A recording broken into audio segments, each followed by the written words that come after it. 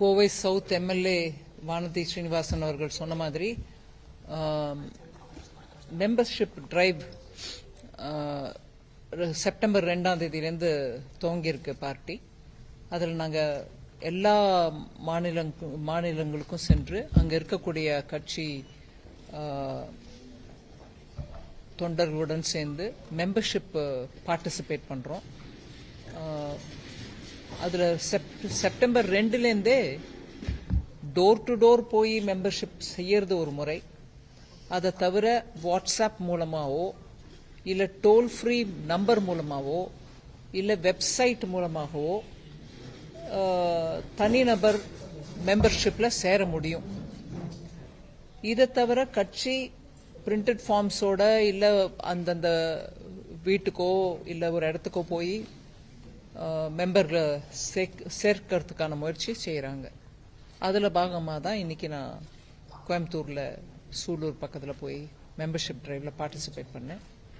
அதை தவிர ஒரு மேஜர் சிஎஸ்ஆர் ட்ரிவன் ப்ரோக்ராம் ஒன்று, பெண்களுக்கு தையல் மிஷின் வழங்கும் ஒரு சிஎஸ்ஆர் ட்ரிவன் ஆக்டிவிட்டி நேற்றுக்கு இன்னைக்கு காலையில் வானதி அம்மா அவங்க தொகுதியில் வச்சுருந்தாங்க. அவங்க தொகுதியை சேர்ந்தவங்க மட்டும் இல்லாமல் கொஞ்சம் வால்பாறை இல்லை கிணத்துக்கடுவா அந்த பக்கத்துலேருந்து இருக்கக்கூடிய பெண்களுக்கும் ட்ரைனிங்கும் ஏற்பாடு பண்ணி அவங்களுக்கு ட்ரைனிங்கும் கொடுத்துட்டு அதுக்கப்புறம் தையல் மிஷினும் கொடுத்துருக்காங்க. அந்த ட்ரைனிங் செஞ்சவங்களும் இன்னைக்கு வந்திருந்தாங்க. ஸோ இது 2 மேஜர் முயற்சிக்கோசமும். இதை தவிர முக்கியமாக பிரதானமாக பட்ஜெட்ல எம்எஸ்எம்இ சிறு குறு மத்திய ரகமாக இருக்கக்கூடிய தொழில்களுக்கு இந்த பட்ஜெட்ல விசேஷமா 7 டிஃபரெண்ட் பாயிண்ட்ஸ் கொடுத்துருக்கோம். இந்த எம்எஸ்எம்இ ஒவ்வொன்றுக்கும் கொடுக்கப்பட்ட இந்த பட்ஜெட்லேருந்து வந்திருக்கக்கூடிய இந்த 7 அம்சங்களை எடுத்து எம்எஸ்எம்இ கிளஸ்டர்ல போய் சொல்லணும் அப்படின்னு ஒரு முயற்சி ஆரம்பிச்சேன். அது உதய்பூருக்கு முதல்ல போனோம். எம்எஸ்எம்இ மினிஸ்டரும் என்னோட வந்திருந்தார் அந்த மீட்டிங்ல. உதய்பூர்ல ஒரு பெரிய கிளஸ்டர் இருக்கு, அது ராஜஸ்தான், சவுத் ராஜஸ்தான்ல இருக்குங்க. அப்படியே ஒவ்வொரு கிளஸ்டருக்கும் போகணும்னு விரும்பி நான் இந்த முயற்சி ஆரம்பிச்சேன். அதை தவிர சிட்பி, அதாவது small industries development bank of India, MSME கோசம் ஏற்படுத்தப்பட்ட பேங்க். அவங்க டைரக்டா எம்எஸ்எம்இஸ்க்கு பணம் கொடுக்கலாம், இல்ல மீதி இருக்கக்கூடிய பேங்க்ஸ் மூலமா கூட எம்எஸ்எம்இக்கு ஃபண்ட் பண்ணலாம். அந்த நிறுவனத்தை பத்தியும் பட்ஜெட்ல நாங்க சொல்லியிருந்தோம். எம்எஸ்எம்இ மினிஸ்ட்ரி மூலமாக, மத்திய அரசில் இருக்கும் எம்எஸ்எம்இ மினிஸ்ட்ரி மூலமாக எங்கெல்லாம் எம்எஸ்எம்இ கிளஸ்டர் அவங்க அனௌன்ஸ் பண்ணி வச்சிருக்காங்களோ, அது கிட்டத்தட்ட 163 மேஜர் கிளஸ்டர்ஸ் இருக்கு எம்எஸ்எம்இ கிளஸ்டர். அந்த எம்எஸ்எம்இ கிளஸ்டர்லயே சிட்பி பேங்க் ஓபன் பண்றதுக்கான முயற்சி செய்து அதன் மூலமாக சிறு குறு தொழிலை நல்லா புரிஞ்சுக்கிட்டு அவங்களுடைய பணம் வரவு செலவு அந்த சைக்கிளையும் புரிஞ்சுக்கிட்டு அவங்களுக்கு பணம் லெண்ட் பண்றதுக்கு சிட்பி டைரக்டா பண்ணினா அனுகூலமா இருக்கும். ரேட்டும் குறையும், ஈஸியா அவங்க பிசினஸ் புரிஞ்சுக்கிட்டு அவங்களுக்கு லெண்ட் பண்ணவும் முடியும். அதனால சிட்பி கூட அந்த 7 அம்சங்கள்ல ஒரு அம்சம் பட்ஜெட்ல சொன்னது எம்எஸ்எம்இ கோசம் வெளியிடப்பட்ட தகவல்ல 7ல 1 சிட்பி எங்க எம்எஸ்எம்இ கிளஸ்டர்ஸ் இருக்கோ அங்க பிரான்ச் ஓபன் பண்ணும் அப்படின்னு. போன வருஷம் தான் இங்க கோயம்புத்தூர்ல குறிச்சிங்கிற இடத்துல ஓபன் பண்ணிருந்தோம் பிரான்ச் சிட்பி. இது அந்த சிட்பியோட பிரான்ச்சோட ப்ரோக்ரஸும் எப்படி இருக்கு, கோயம்புத்தூர்ல நல்லா நடக்குதான்னு பார்த்துக்கிட்டு இன்னும் எங்கெங்கெல்லாம் சிட்பி பிரான்ச்சஸ் ஓபன் பண்ணணும், அதன் மூலமா தொழிலுக்கு சீக்கிரத்துல கிரெடிட் ஃபெசிலிட்டி கிடைக்கும்ன்றதுனால அந்த முயற்சியும் எடுத்துக்கிட்டு கோயம்புத்தூருக்கு வந்தோம். கொடிசியாவோட நம்ம 2014 பலவிதமான தொடர்பு நம்மளுக்கு கொடிசியா மூலமா இருக்கு. அட்டல் இன்னோவேஷன் மிஷன் இங்க தான் ஆரம்பிச்சோம். டிஃபென்ஸ் ஹப் இங்க தான் எஸ்டாப்ளிஷ் பண்ணோம். அதுக்கப்புறம் அவங்க ஐடெக்ஸ் மூலமா எத்தனையோ ஸ்டார்ட் அப்ஸ்க்கு உதவிக்கரங்கள் கொடுத்திருக்காங்க. அதுலயும் சிட்பியோட பங்கு இருக்கு. அதனால கொடிசியா நேத்திக்கு மீட்டிங் ஏற்பாடு பண்ணியிருந்தாங்க. அதில் நல்ல தொழில் அதிபர்கள் நிறைய பேர் வந்திருந்தாங்க. அவங்களுக்கு இருக்கக்கூடிய ப்ராப்ளம்ஸ் விசாரிக்கணும்னு ஒரு முயற்சி செய்தோம். அதுவும் முதல் முறையா கோயம்புத்தூர்ல அந்த முயற்சி செய்தோம். மினிஸ்டர் எல்லார்கிட்ட மெமராண்டம் வாங்கிட்டு போறது ஒரு முறை, அங்க டெல்லியில போய் அதை பரிசீலனை பண்ணி எதை என்ன மாதிரி நடத்திட்டு போனோன்றத ஒரு பழக்கமா எல்லாரும் வச்சிருக்கு, நல்லது. இந்த முறை ஒரு சின்ன எக்ஸ்பெரிமெண்ட் கோயம்புத்தூர் கோசம் பண்ணோம். அந்தந்த டிபார்ட்மெண்ட்டை அவங்க அதிகாரிகளை மந்திரி வரத்துக்கு முன்னாடியே வர சொல்லி அந்த மெமராண்டம் எல்லாத்தையும் வாங்கிக்கிட்டு முடிஞ்ச வரைக்கும் அவங்களுக்கு அவங்க சந்தேகத்துக்குரிய பதில்களையும் கொடுத்துட்டு, அதை தவிர கொஞ்சம் வேற ஏதாவது டிசிஷன் எடுக்க வேண்டிய விஷயம் இருந்துச்சுன்னா அதெல்லாம் கலெக்ட் பண்ணிக்கிட்டு அவங்க அது மேல இன்னும் கிளியரா அவங்களே காதால கேட்டாங்கன்றதுனால அந்த பாலிசியை ஏற்படுத்துற சமயத்துல அவங்களால புரிஞ்சுக்க முடியும் நம்மளுடைய கோரிக்கைகளை அப்படிங்கிற அந்த எண்ணத்தோட 8 குரூப்ஸ், அதாவது GST, customs, income tax, textiles, leather அப்படின்னு ஒரு 7-8 குரூப், அதை தவிர ஒரு bank, 2 major banks, public sector பேங்கோட சிஎம்டிஸும் வந்திருந்தாங்க. அவங்க நான் அந்த கொடிசியா மீட்டிங் போறதுக்கு முன்னாடி எனக்கு கம்ப்ளீட்டா ஒரு பிரீஃபிங் கொடுத்தாங்க. கிட்டத்தட்ட 1 hour 10 minutesக்கு பிரீஃபிங் எடுத்துக்கிட்டேன். எப்படி ஒவ்வொரு செட், லெதர்னா அவங்களுக்கு என்ன ப்ராப்ளம் சொன்னாங்க, டெக்ஸ்டைல்ல என்ன ப்ராப்ளம் சொல்றாங்க, இல்ல சின்ன சின்ன ப்ராப்ளம்ஸ் நம்மளே ஈஸியா தீர்த்துடலாம்னா அதை பண்ண முடியுமா, இப்போ இல்ல பாலிசியில மார்ப்பு எடுத்துட்டு வரணுமா, எல்லாத்தையும் விவரமா எனக்கு சொன்னாங்க நேத்திக்கு. அதுக்கப்புறம் தான் அந்த கொடிசியா மீட்டிங்ல நான் போய் அட்டென்ட் பண்ணேன்.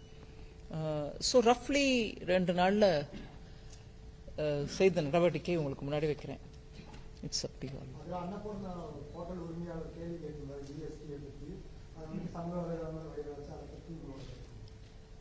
அவங்க ஜிஎஸ்டி பத்தி கூட அதிகாரி அனுப்பியிருந்தாங்க.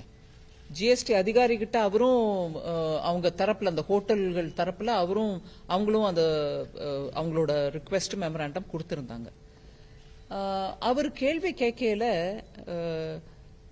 பன்னுக்கு இப்படி ரேட்டு, பன்னுக்கு டாக்ஸ் இல்லைங்க, ஆனா பன்ல கிரீம் போட்டு கொடுத்தா அது வேற ரேட்டா இருக்கு, இதெல்லாம் எங்க கம்ப்யூட்டரால ஏத்துக்க முடியல, கம்ப்யூட்டரே திணறுதுன்னு ரொம்ப ஜனரஞ்சகமா பேசினார்.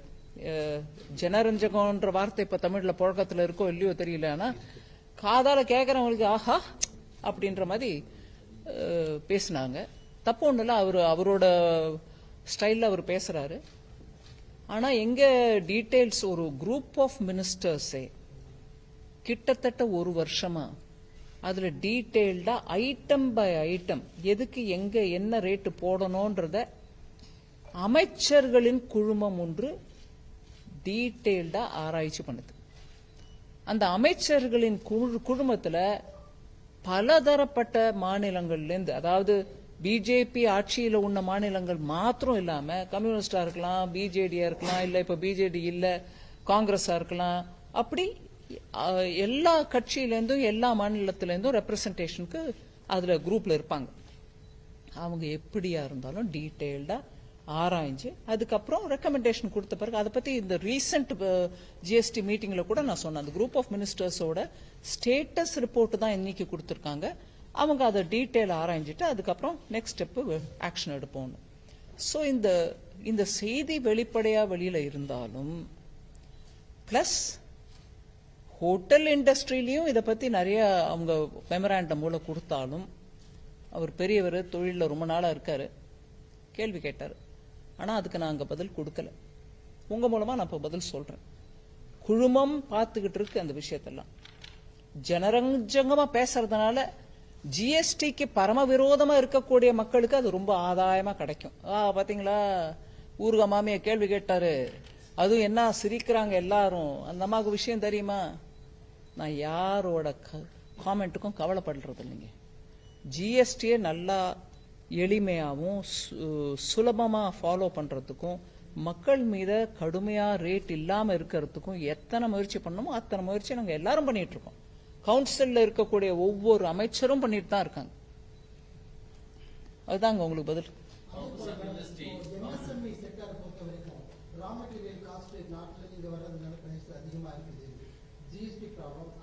இருங்க, ஜிஎஸ்டி என்ன ப்ராப்ளம்ங்க? எதுல? இல்லைங்க, அவர் ரா மெட்டீரியல் சொல்றாருங்க. ஒரு நிமிஷம் வரேன், ஒரு நிமிஷங்க.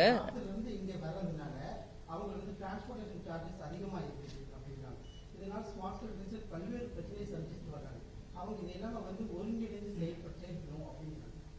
சரிங்க, அதுக்கு GST council group of ministers பார்த்துக்கும் போது இந்த ரிக்வெஸ்டையும் பார்த்துக்குவாங்க. அதுக்கு எம்எஸ்எம்இ மூலமா வர மெமராண்டமையும் நாங்க தீவிரமா பரிசீலனை பண்ணிட்டு தான் எடுக்கிறோம்.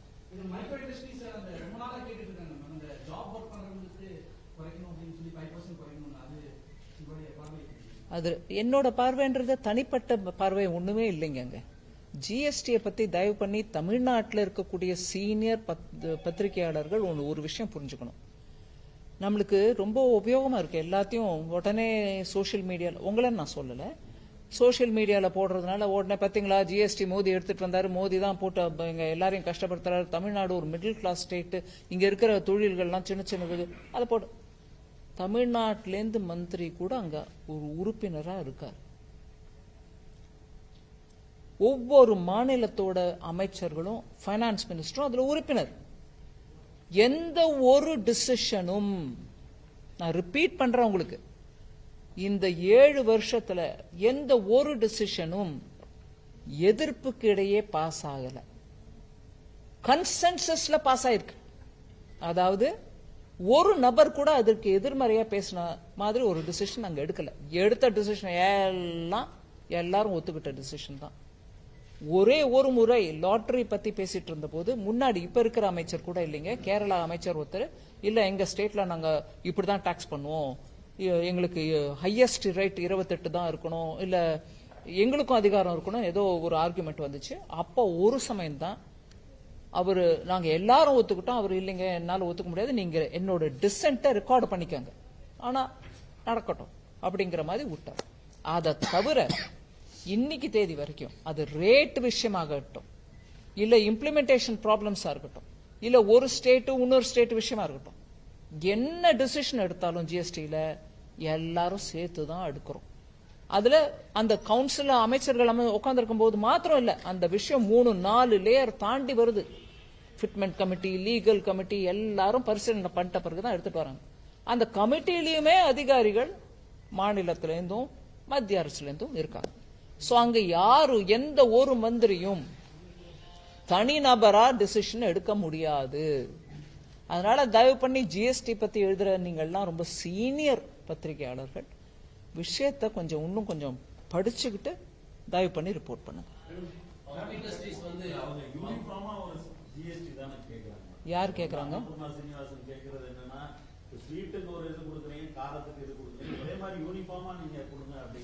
அதான் அவங்க அந்த கமிட்டி ஆராயிட்டோம். அதை நான் கொடுக்கறேன் கொடுக்கல நான் ஒன்னும் சொல்றேங்க. அங்க நிறைய முறை கொடுத்திருக்காங்க, அவங்க மாத்திரம் இல்ல, நாடு முழுவதுல இருந்து கொடுத்திருக்காங்க. அந்த கமிட்டி அதை பரிசீலனை பண்ணுதுன்னு நான் சொல்றேன். நிறைய மாற்றத்துக்கும் இப்ப கூட லேட்டஸ்ட், உங்களுக்கு எல்லாம் இந்த லேட்டஸ்ட் விஷயத்து மேல ஒரு பற்று இருக்குன்றதுனால உதாரணத்துக்கு சொல்றேன். மெடிக்கல் இன்சூரன்ஸ், அது மேல ஐயா எங்க ஹெல்த்துக்கு மேல இன்சூரன்ஸ் எடுக்கிறோம், அது மேல போய் நீங்க ஜிஎஸ்டி போடுறீங்களே அப்படிங்கிறாங்க. நான் பார்லிமெண்ட்லயும் இதே கேள்வி கேட்டேன், ஜஸ்டிஃபை பண்ணி கேட்கல, அட் த சேம் டைம் இது ரைட்டு தப்புன்னு கூட சொல்ல. எல்லா மாநில கட்சிகளும் எதிர்கட்சிகளா இருக்கக்கூடியவங்க, பிஜேபிக்கு எதிர்கட்சியா இருக்கிறவங்க எல்லாரும் மாநில மக்களவையில மோடி அரசு எப்படி நீங்க மெடிக்கல் இன்சூரன்ஸ்ல டாக்ஸ் போட்டுட்டீங்க? நம்ம புரிஞ்சுக்கிறதுக்கு சொல்றேன். ஜிஎஸ்டி வரதுக்கு முன்னாடியில இருந்து மெடிக்கல் இன்சூரன்ஸ்ல டாக்ஸ் இருந்திருக்கு. ஜிஎஸ்டி வரதுக்கு முன்னாடியிலேருந்தே ஒவ்வொரு மாநிலத்திலையும் மெடிக்கல் இன்சூரன்ஸ்ல டாக்ஸ் இருந்திருக்கு.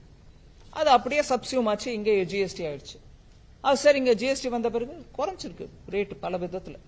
பட் ஜிஎஸ்டி வந்த பிறகு மெடிக்கல் இன்சூரன்ஸ் அது நீங்க குறைக்கலாம் இல்ல. இப்போ சரிங்க, மந்திரிகள் எல்லாரும் ஒத்துக்கிட்டோம். இந்த தரம் சர்ச்சைக்கும் வந்துச்சு. சர்ச்சைக்கு வந்த போது சில மாநிலங்கள் சொன்னாங்க, நீங்க யாருக்கு கொடுக்கணும், தனிநபர் மெடிக்கல் இன்சூரன்ஸ் கொடுக்கணுமா இல்ல குரூப் இன்சூரன்ஸ்க்கு மெடிக்கல் இன்சூரன்ஸ்க்கு டாக்ஸ் இல்லாம பண்ணணுமா? சில பேர் சொன்னாங்க இல்லைங்க இது 18ல இருந்து 12 பண்ணலாமா இல்ல எப்படி, அதையும் விசாரிக்கணும், டிஸ்கஸ் பண்ணுங்க. சில பேர் சொன்னாங்க சீனியர் சிட்டிசன்ஸ்க்கு மாத்திரம் கொடுத்தா போருமா இல்ல எல்லாருக்கும் கொடுக்கணுமா? எங்க மந்திரிங்க இவ்வளவு கேள்வி கேட்கறாங்க, அது எல்லாருக்கும் பதில் கொடுத்து, எல்லாரும் அவங்கவங்களுக்கு பதில் கொடுத்து, கமிட்டி அவங்களுக்கு பதில் கொடுத்து, அதுக்கப்புறம் மந்திரிகள் ஆலோசனை பண்ணி சரி நம்ம இப்படி பண்ணலாம் அப்படின்னு ஒரு கன்க்ளூஷனுக்கு வந்த பிறகு டிசிஷன் எடுப்பாங்க.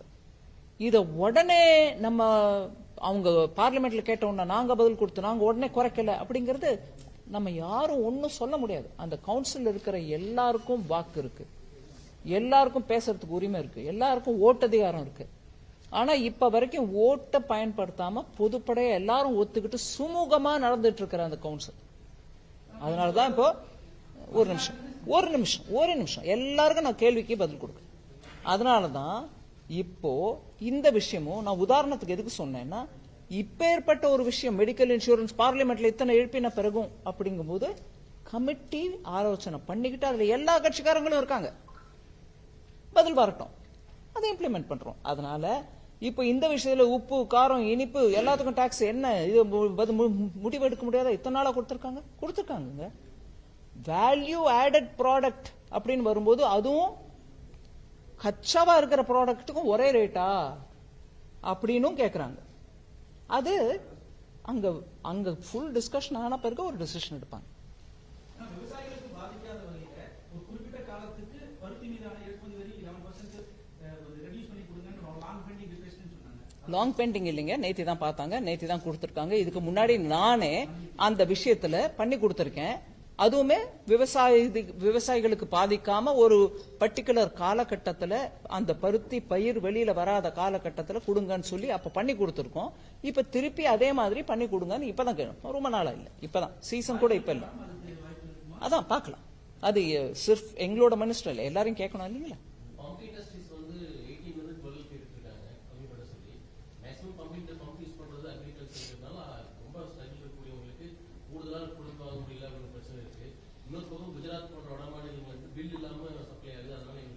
இருங்க ஒரு நிமிஷம். நான் இல்லைங்க, நீங்க சொல்றதுல நம்ம இல்லைங்க, எல்லாத்தையும் நீங்க அள்ளி போட்டு குப்பையா சாரி 10 விதமான விஷயத்தை சேர்த்து போட்டுட்டு இல்லைங்க ஒரு உங்க கேள்வியை நான் குப்பைன்னு சொல்லுங்க. ஒரு நிமிஷம் புரிஞ்சுக்கங்க. நீங்க ஒரு இதையும் போட்டு அதையும் போட்டு என்கிட்ட பதில் கேட்கும்போது நான் எந்த ஒண்ணுத்துக்கு பதில் சொல்றேன்றத பொறுமையா நீங்க கேட்கறதுக்கு ரெடியா இருந்தா நான் பதில் கொடுக்குறேன். இது எல்லாத்தையும் சேர்த்து போட்டு ஒரே பதிலா கொடுங்கன்னா நான் இது எல்லாத்துக்கும் ஒத்துக்கிட்ட மாதிரியா இல்ல எல்லாத்தையும் நிராகரிச்ச மாதிரியா? இதெல்லாம் கொஞ்சம் பைனான்ஸ் இல்லைங்க, நீங்க கேள்வி ஃபுல்லா கேளுங்க, மனசுல வச்சுக்கோங்க. இதை நான் சொல்றது பைனான்ஸ் ரிலேட்டட் விஷயம், டாக்ஸ் ரிலேட்டட் விஷயத்துல குத்து மதிப்பா பதில் நான் சொல்ல முடியாது. அதனால கொஞ்சம் விலாவரியா பதில் கொடுப்பேன், பொறுத்துக்கோங்க, கேளுங்க.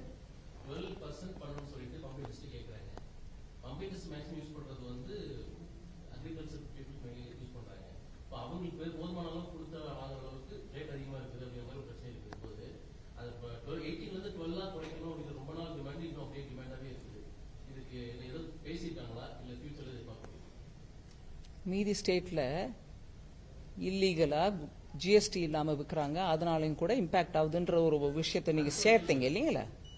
நீங்க சேர்த்தீங்களா இல்லீங்களா? இல்ல, அந்த கேள்வி முதல்ல கேட்ட போது நீங்க இதை போட்டீங்க, அதையும் கம்ப்ளீட் பண்ணிடுங்க.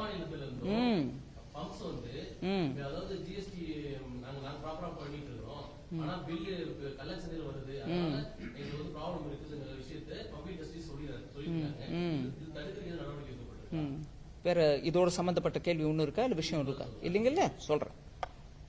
அதனாலதான் நான் சொன்னேன், அம்சம் ஒவ்வொரு அம்சத்தையும் இதுல சேர்க்கறீங்க. ஜிஎஸ்டியை பொறுத்த அம்சத்துல நான் பதில் கொடுக்க முடியும். ஜிஎஸ்டிக்கு தவிர வெளி அம்சங்களால இவங்களுக்கு அஃபெக்ட் ஆகுதுன்னா எஸ் ஐ அண்டர்ஸ்டாண்ட் தட். அது மேல கண்ட்ரோல் நான் இல்ல, அது மேல ஜிஎஸ்டி கண்ட்ரோல் பண்ண முடியாது. இல்லீகலா யாரோ பண்றாங்கன்னா அந்தந்த ஸ்டேட்ல அதுக்கு மேல நடவடிக்கை எடுக்கணும். இப்ப தமிழ்நாட்டுல உங்களுக்கு உதாரணத்துக்கு திருப்பி சொல்றேன், கோவில்பட்டி, அந்த விருதுநகர், அந்த பக்கத்துல இருக்கக்கூடிய சிவகாசி, அங்க இருக்கிறவங்களுக்கு இந்த தீப்பெட்டி தொழில இருக்கிறவங்களுக்கு ஒவ்வொரு வருஷமும் ப்ராப்ளம் வருது. என்ன மாதிரி ப்ராப்ளம் வருதுங்க? சைனால இருந்து சீப் இம்போர்ட் வந்துருது, நாங்க எங்களால பண்ண முடியல, சரி இம்போர்ட் மேல நாங்க டியூட்டி போட்டுறோம் அப்படின்னு போடுறோம். டியூட்டி போட்ட பிறகும் வருது, அவங்களே தான் சொல்றாங்க. எங்க இருந்து வருதுங்க? இப்படிதான் யாரையாவோ இம்போர்ட் பண்ணிக்கிறாங்க அப்படின்னு. அந்த இம்போர்ட் பண்றது நான் போர்ட்ல தடுத்து நிறுத்த முடியும், தடுத்து நிறுத்துறேன். ஆனா அந்த கண்டெய்னர் வேற ஏதோ மேல பஞ்சு நூல் இல்ல பிளாஸ்டிக் இல்ல ஏதோ ஒரு சாமான் வச்சுட்டு அடியில் இதை வச்சு எடுத்துட்டு வராங்க. அதை அப்புறம் எடுத்துட்டு வந்த பிறகு சிகரெட் லைட்டரை இங்க ஜாயின் பண்ணிக்கிறாங்க, லைட்டரை விற்கிறாங்க. அதன் மூலம் தீப்பெட்டி தொழிலுக்கு நிறைய ரோதனை நடக்குது. இப்ப நான் கஸ்டம்ஸை பத்தி நான் பதில் சொல்ல முடியும் தீப்பெட்டிக்காரங்களுக்கு, இல்லைங்க நான் டியூட்டி இன்க்ரீஸ் பண்றேன் உங்களுக்கு நஷ்டம் ஆகக்கூடாது. ஆனா கள்ள மார்க்கெட்ல தீப்பெட்டிக்கு பதிலா லைட்டர் இங்க நுழைஞ்சிடுச்சுன்னா ஸ்டேட் லெவல் மார்க்கெட்டை தமிழ்நாடு மாத்திரம் இல்ல, குஜராத் மாத்திரம் இல்ல, எந்த மாநிலமானாலும் அந்த கள்ள பொருள் வரத யார் தடுத்து நிறுத்தணுங்க? அதுக்கு நான் பதில் சொல்ல முடியாது இல்லைங்களா? அதனால நான் ஜிஎஸ்டி பத்தியோ கஸ்டம்ஸ் பத்தியோ நான் பதில் கொடுக்குறேன். இந்த ரிக்வெஸ்ட் வந்திருக்கு பம்ப் செட் போல, அது அவங்க ஃபிட்மெண்ட் கமிட்டி லீகல் கமிட்டி 2 கமிட்டியும் பரிசீலனை பண்ணிட்டு தான் கமிட்டிக்கு எடுத்துட்டு வருவாங்க. அப்ப கவுன்சில் ஆஃப் மினிஸ்டர்ஸ் டிசைட் பண்ணுவாங்க.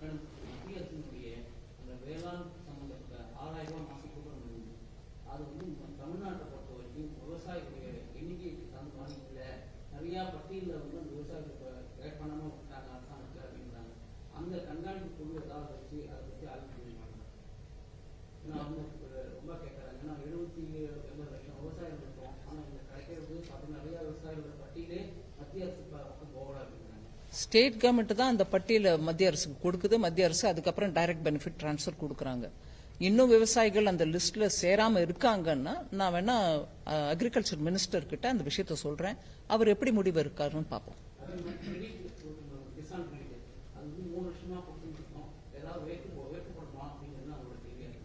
நான் கேட்கறேங்க, அக்ரிகல்ச்சர் மினிஸ்டர் தான் கேட்கணும்.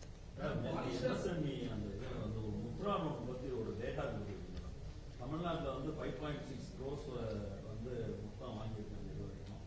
கோவை மாவட்டத்தில் வந்து 20 லட்சம் பேர் வாங்கியிருக்காங்க. அந்த டேட்டா கரெக்டா தான் 5.6 நம்மளுக்கு பாப்புலேஷன் பேசுனதுல வீடியோல நேற்று MSME பேசியிருக்கீங்க. ஆமாங்க, 5.6 crores வந்து தமிழ்நாடு முழுக்க முத்ராலம் கொடுத்துருக்கு. சரி, கோவை மாவட்டத்தில் மட்டும் 20 லட்சம் பேருக்கு 13,180 கோடி கொடுத்துருக்கதா சொல்லியிருக்கீங்க. பேங்க் மூலமா வந்த டேட்டா நான் டபுள் செக் பண்ணி வேணா சொல்றேன். பேங்க் மூலமா வந்த டேட்டா தாங்க.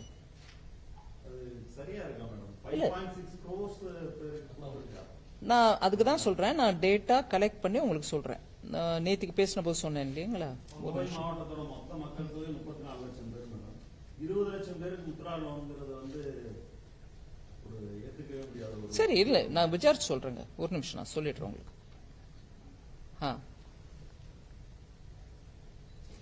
ஆல் இண்டியா முத்ரா நான் திருப்பி சொல்றேன், நேற்று சொன்னதே 49.5 crore அக்கவுண்ட்ஸ், அவங்களுக்கு 29.76 lakh crores கொடுத்திருக்கோம்.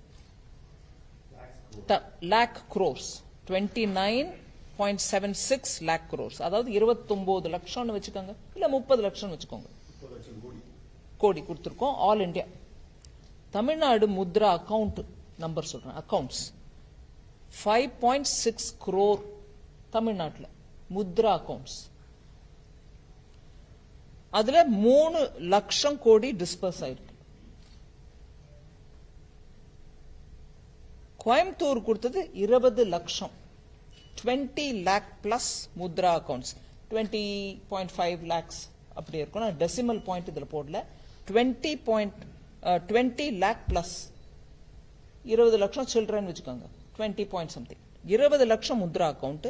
அவங்களுக்கு 13,180 கோடி ரூபாய் டிஸ்பர்ஸ் ஆயிருக்கு கோயம்புத்தூருக்கு மாத்திரம். அதுதான் சொன்னாங்க நேற்று ராத்திரி. அதை நான் வேணா விசாரிச்சு சொல்றேன். நான் கேட்டு சொல்றேன், உங்களுக்கு கேட்டு சொல்றேன். வெரிஃபை பண்ணிருப்பாங்க.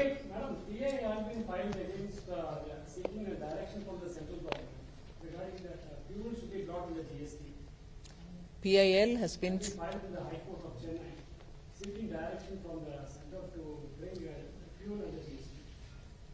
seeking direction from the center.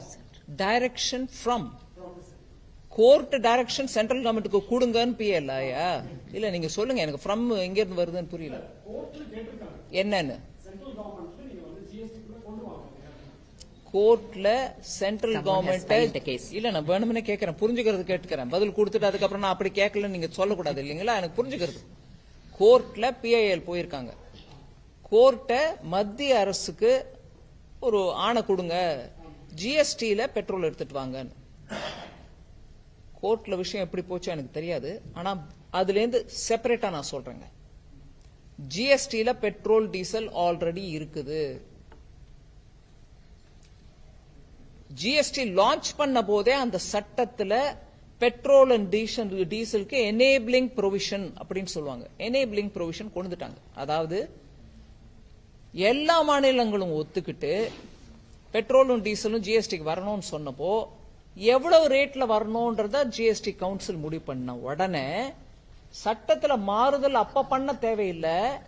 அதுக்கு முன்னையே நாங்க மாறுதல் பண்ணி வெயிட் பண்ணிருக்கோம். நீங்க கொடுங்க, ஜிஎஸ்டி கவுன்சில்ல எல்லாரும் ஒப்புதல் கொடுத்து இந்த ரேட்ல போடுங்கன்னு அந்த ரேட்டை சட்டத்துல சேர்த்துருவோம். அதனால எங்க சைட்ல இருந்து ஜிஎஸ்டிக்கு ஆல்ரெடி எனேபிளிங் பண்ணிட்டோம். பெட்ரோல் டீசல் எப்ப வேணா வரட்டும்.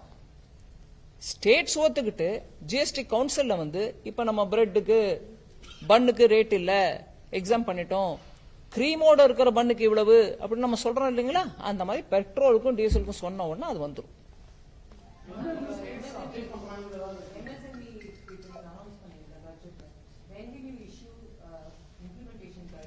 சீக்கிரத்தில் வந்துடும். அதுக்கு நிறைய ஒர்க் ஆயிட்டு இருக்கு. ஒரு நிமிஷம்.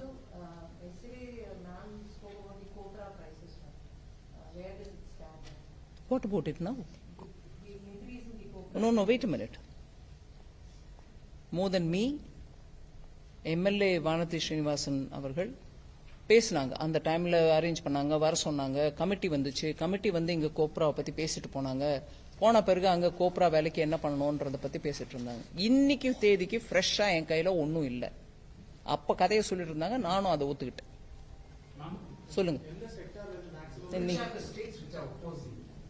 Well, I don't know if any state has come forward to say just put it in.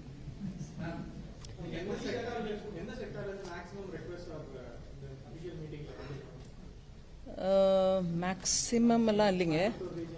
ரஃப்லி நான் சொல்றேன் 27 இல்லைங்க, அப்படி நான் பார்க்கல.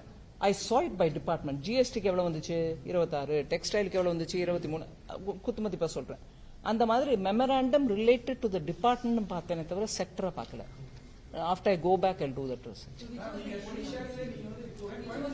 ஒரு நிமிஷங்க, நீங்க கேட்டுட்டே இருக்கீங்க, மீதி பேருக்கு சான்ஸ் கிடைக்க மாட்டேங்குது.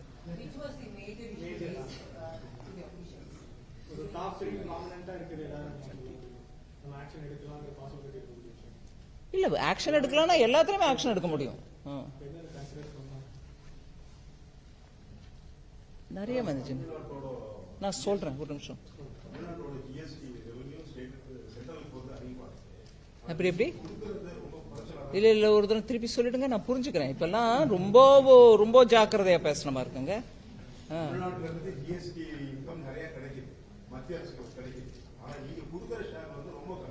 ஒரு நிமிஷம்.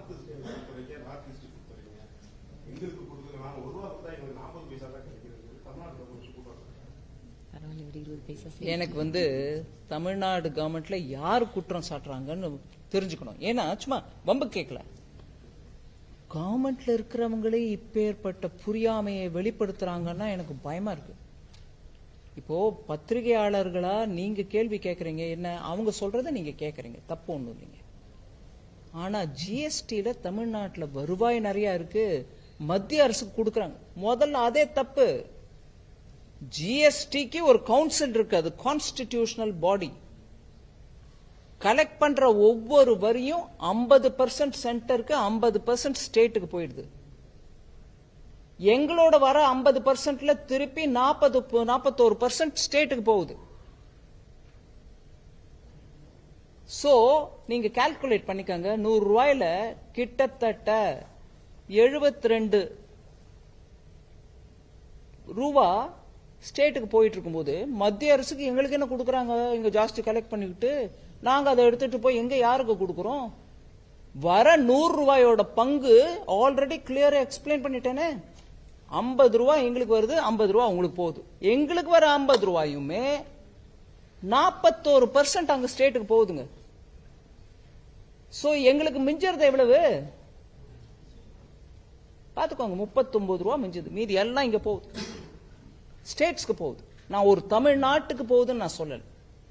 சோ அந்த இருங்க ஒரு நிமிஷம், அதான் வரேன். நீங்க எல்லாத்தையும் ஈஸியா பைல் அப் பண்ணிடுறீங்க. புரிஞ்சுக்கோங்க, விஷயத்தை புரிஞ்ச பிறகு நீங்களே கேளுங்க. ஸோ ஸ்டேட்டுக்கு போயிடுது. அந்த ஸ்டேட்டுக்கு போக வேண்டிய அந்த 50 + 41 எத்தனை ஒரு ஸ்டேட்டுக்கு போனோன்றத ஃபார்முலா கொடுக்கிறது ஃபைனான்ஸ் கமிஷன். அது இன்னொரு ஒரு கான்ஸ்டிடியூஷனல் பாடி. அவங்க சொன்ன ஃபார்முலா எவ்வளவு இருக்கோ அவ்வளவு நான் கொடுக்க வேண்டிய கடமை என் மேல இருக்கா. அதை நான் குறைக்கவோ கூட்டவோ எனக்கு அதிகாரம் இல்லை. இது ஸ்டேட்டுக்கு நல்லா தெரியும். ஒருவேளை இப்ப வர பங்கு எங்களுக்கு சரி போகாது, நாங்க நிறைய கொடுக்கறோம், அதனால எங்களுக்கு நிறைய வேணும் அப்படின்னீங்கன்னா ஃபைனான்ஸ் கமிஷன் போய் உட்காந்து சொல்லுங்க, நீங்க கொடுக்கற ஃபார்முலேஷன் எங்களுக்கு ஒத்து வராதுங்க, எங்களுக்கு இப்படி இருக்கு விவகாரம், எங்களுக்கு நீங்க குறைச்சு கொடுக்குறீங்க, மீதி ஸ்டேட்டுக்கு நிறைய கொடுக்குறீங்கன்னு சொல்லிக்கங்க.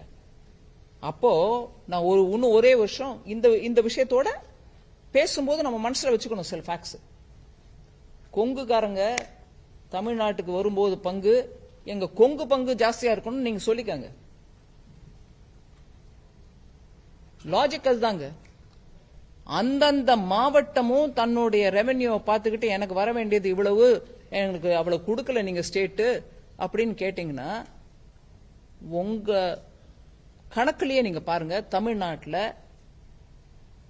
பெரம்பலூரோ விருதுநகரோ ராமநாதபுரமோ தூத்துக்குடிக்கோ எவ்வளவு பணம் போகும்? எல்லாம் கோயம்புத்தூருக்கு தான் வரணும், இல்ல சென்னைக்கு தான் போகணும். சோ அந்த பிரின்சிபலையும் நம்ம புரிஞ்சுக்கிட்டே பேசணும். சோ ஃபைனான்ஸ் கமிஷன்ல போய் உட்காந்து சொல்லுங்க, நீங்க கொடுத்த ரேட் கரெக்ட் இல்லைங்க, அதை மாத்தி கொடுங்கன்னு கேளுங்க. ஆனா அவங்க கொடுத்த ரேட்டு படி நான் கொடுக்கறேன் இல்லையான்றத கேள்வி எங்க வேணா கேளுங்க. நான் உங்களுக்கு நம்பர் கொடுக்கறேன், இல்ல கோர்ட்டுக்கு போறீங்கன்னா தாராளமா போங்க, நான் எடுத்து சொல்றேன். ஃபைனான்ஸ் கமிஷன் சொன்னதுல ஒரு பைசா குறைஞ்சிச்சா இல்ல காலதாமதமா வந்துச்சா என்ன கேளுங்க.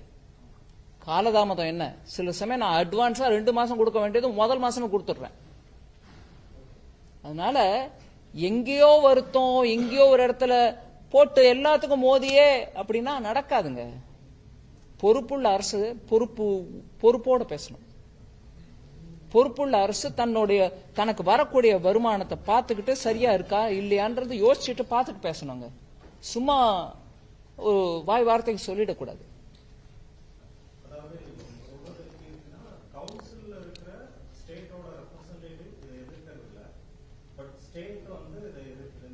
எதை நீங்க 2 விஷயத்தை மிக்ஸ் பண்றீங்க. கவுன்சில்ல ஜிஎஸ்டியை பத்தி விஷயம் பேசும்போது நான் கவுன்சிலுக்குள்ள எல்லா டிசிஷனும் கன்சென்சஸ்ல எடுக்கிறோம் அப்படின்னு தான் சொன்னேன். அது விஷயம் வேற. இப்ப நீங்க எல்லாம் கேட்கறது எந்த கேள்வி? இல்லைங்க ஒரு நிமிஷம். நீங்க கேட்கிற கேள்வி நான் புரிஞ்சுக்கிட்டதுக்கு நான் கொடுத்த பதிலையும் சொல்றேன். நீங்க ஜிஎஸ்டி பத்தி கேளுங்க, நான் திருப்பி சொல்றேன். மொத்தமா வரக்கூடிய டாக்ஸ் வருமானம் எங்களுக்கு நாங்க கொடுக்கிற டாக்ஸுக்கும் எங்களுக்கு வரக்கூடிய வருமானமும் சரியா இல்ல, எங்களுக்கு குறைச்சலா வருதுன்ற அந்த ஆர்குமெண்ட்ல ஜிஎஸ்டி வருமானமும் சொல்றேன், இன்கம் டாக்ஸும் டைரக்ட் டாக்ஸையும் சொல்றேன். நீங்க ஜிஎஸ்டி பத்தி கேட்க வேண்டியது கேளுங்க.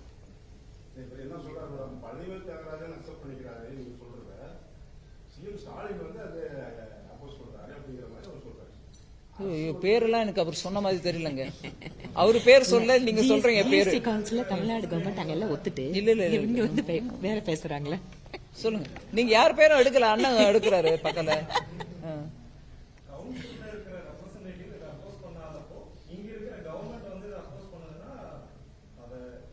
கவுன்சில்ல ஐட்டமா பேசுறோங்க.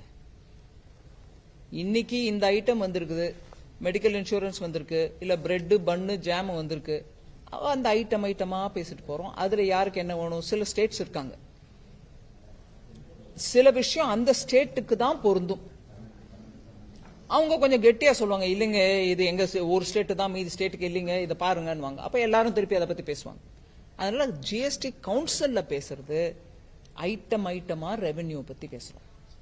இங்க எனக்கு புரிதல் என்னன்னா, அதையும் ஒரு உதாரணமா எடுத்துக்கிட்டு மொத்தமா ஸ்டேட்டுக்கு வரக்கூடிய ரெவென்யூ பத்தியும் பேசுறாங்க. அதனாலதான் நான் 2யும் மிக்ஸ் பண்ணி உங்களுக்கு பதில் கொடுத்தேன்.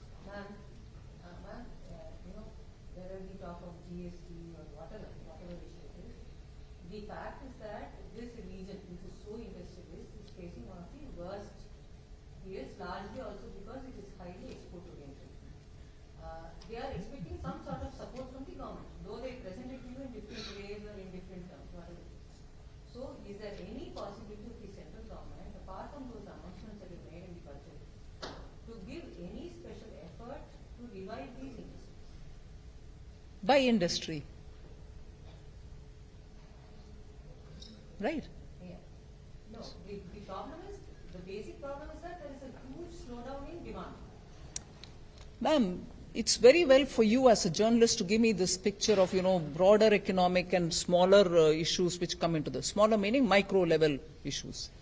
If there are export-oriented sectors which are affected because of global demand falling down or stagnation in global demand, then the approach to revive or keep that industry, that particular sector alive, is of one nature.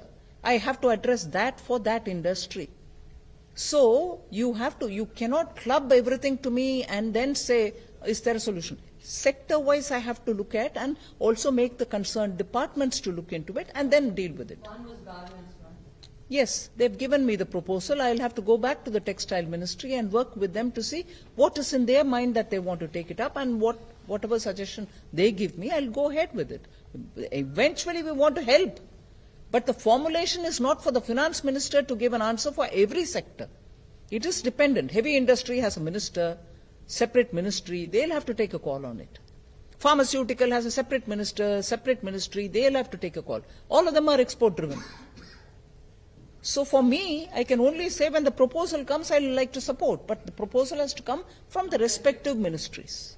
Tamil Nadu Chief Minister is on US visit. So the government says his visit is yielding a lot of foreign investment. But opposition is saying this is an eyewash. So as a finance minister, what are your views? No, I want the Chief Minister to make every attempt to get more investment to the state. And if he's doing this, very welcome, let him do it. But what comes is a different story. I wouldn't be able to comment on it till now. Once the realizations happen, meaning MOUs are signed, commitments orally are made or informally are made, and after that money comes. Not just for Tamil Nadu. Every state which makes an effort, this is the process which it goes through. Let's see what comes. நீங்க Odisha defence innovation and incubation centre கோயம்புத்தூர்ல அமைக்கிறது மிகப்பெரிய உதவி பண்ணதுனால இங்க ஒரு பெரிய boost ஆச்சு இண்டஸ்ட்ரீஸ்க்கு. ஸோ இங்க இதே அதே மாதிரி ஒரு பொதுத்துறை நிறுவனம் இங்க அமைக்கணும் அப்படிங்கிறது லாங் பெண்டிங் ரிக்வெஸ்டா இருக்கு. ஸோ நீங்க கோயம்புத்தூருக்கு தொழில் வளர்ச்சிக்கு அதிக உதவி செஞ்சுட்டு வர சூழ்நிலையில அந்த ரிக்வெஸ்ட்டுக்கு பத்தி உங்களுடைய ரிக்வெஸ்ட் இருக்கு, பார்க்கலாம்.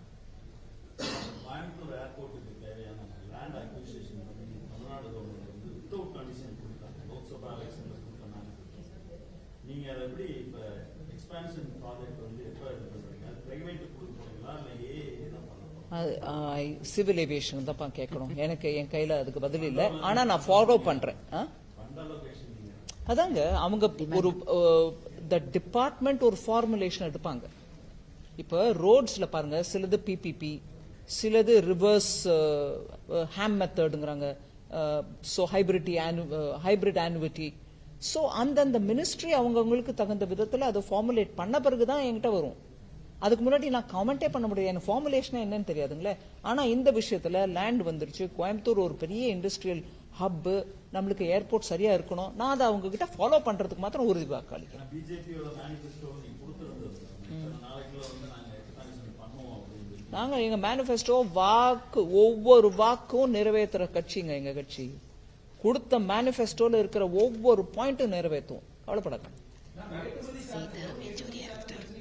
ஒரு நிமிஷம் இருங்க, ஒரு நிமிஷம். நீங்க ரொம்ப உற்சாகமா மீதி பேருக்கு வாய்ப்பே கொடுக்காம கேட்டுட்டு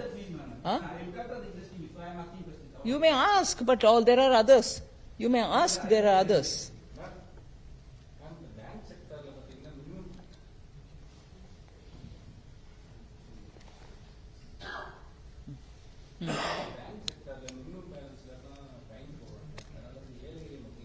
இல்லைங்க, தப்பான செய்தி. தயவு பண்ணி இங்க நான் இருக்கக்கூடிய எல்லாருக்கும் கை கூப்பி விண்ணப்பம் வச்சுக்கிறேன். இந்த செய்தியை மாத்திரம் நீங்க தயவு பண்ணி வித்வுட் வெரிஃபிகேஷன் போடாதீங்க. பேங்க்ல ஜன்தன் அக்கவுண்டா இருக்கட்டும், இல்ல கரண்ட் அக்கவுண்ட் ஏழைகள் வச்சிருக்கிறது இருக்கட்டும், இல்ல சேவிங்ஸ் அக்கவுண்ட் அவங்க வச்சிருக்கட்டும், இது எதுக்குமே சார்ஜஸ் இல்ல. இது யாரு பிரச்சாரம் பண்றாங்களோ இத உடனே ரொம்ப உற்சாகமா எல்லாரும் எடுத்துட்டு போட்டுட்டு ஐயோ ஏழைங்க கிட்ட இந்த பணத்தை வசூல் பண்றதுக்கு எப்போதுமே திட்டம் இருந்ததுல இருக்கும் இருக்காது. நான் கணக்கச்சிதமா சொல்றேன் உங்களுக்கு.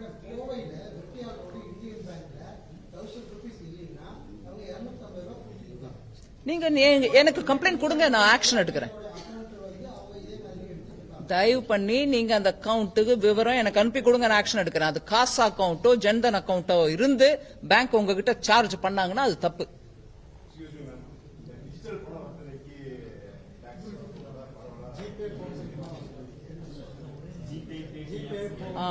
இல்லைங்க, அது ஜிஎஸ்டி கவுன்சில் பார்க்கணும். அது இன்னும் அதுல முடிவு எடுக்கல.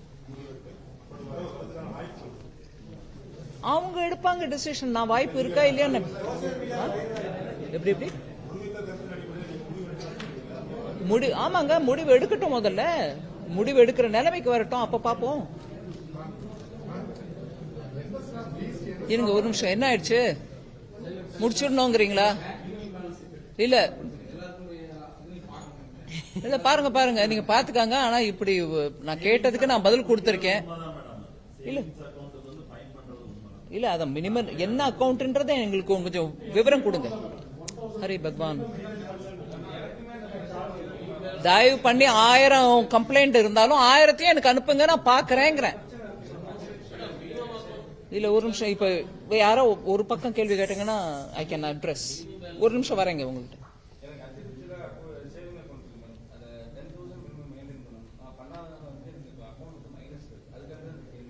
நீங்க கேட்டது சரிங்க. அந்த பேங்க்ல நீங்க அக்கவுண்ட் ஓபன் பண்ணும்போது 10,000 ரூபாய் மினிமம் பேலன்ஸ் வச்சிருந்தா தான் உங்க அக்கவுண்ட் இங்க அப்படின்ற மாதிரி உங்ககிட்ட சொல்லி அக்கவுண்ட் நீங்க சேர்ந்திருந்தீங்கன்னா மினிமம் பேலன்ஸ் வைக்க வேண்டியிருக்கும். பட் நான் சொன்ன விவரம் உள்ள அக்கவுண்ட்ஸுக்கு கவர்மெண்ட் ரூல் பிரகாரமே அவங்க சார்ஜ் பண்ண முடியாது.